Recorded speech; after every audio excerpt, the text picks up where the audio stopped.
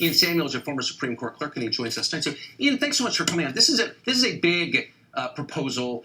Some of it probably is non-crazy. A lot of it is crazy. I mean, it's sort of hard to generalize about it. But let's just take a couple issues in there specific because I think they're interesting. One is decriminalizing prostitution.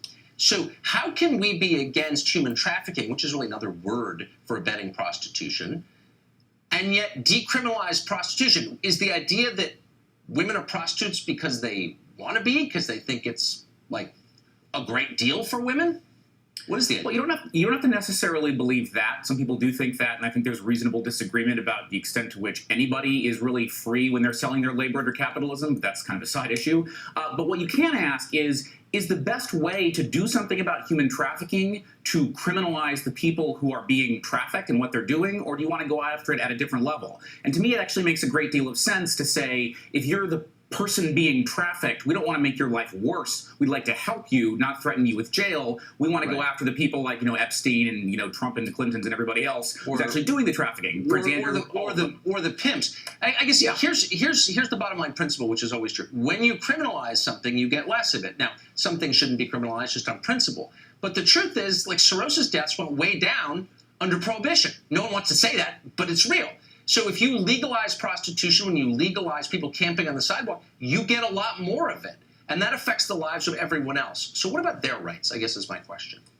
Well, I'm not sure you get a lot more. I mean, of course, every policy is going to have some effect. But the question you have to ask is, putting somebody in a prison, a dungeon, that's a big, big idea, right? That's a big intervention. And you have to ask, is this, say you've got somebody who's sleeping on the street or they're urinating in public because they don't have anywhere else to go to the bathroom. Now, I agree. If you threaten to put those people in jail, you may get a little less of it. But you have to ask, is that really the way you want to solve, public urination and not have a place to go to the bathroom? It all depends. I mean, so, let's say if people are camped out on my sidewalk, defecating in front of my front door, and I've got little kids, I mean, I have rights here, too. So having the ability to say, you know what, go do it somewhere else. You can't do it here. I worked hard for this house. Buzz off. Leave. You're freaking my kids out. Like, a normal society recognizes the right of a person to say those things. But the left doesn't because they side wholly with the deviant 100% of the time. It's the person who gives the finger to society, who tries to tear down what the rest of us have built. They're on his side every time.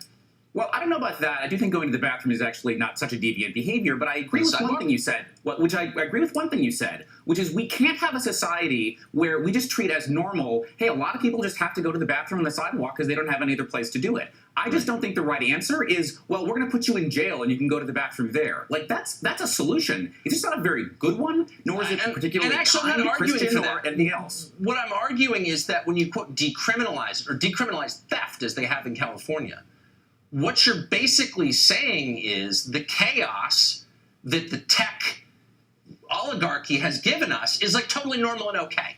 And if you complain about it, you're against civil rights, when in fact, if you complain about it, you're just a normal person who wants to live in an orderly, clean society.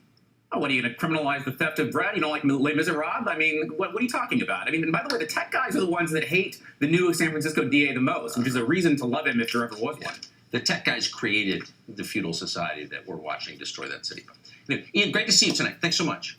Nice to see you. Thanks.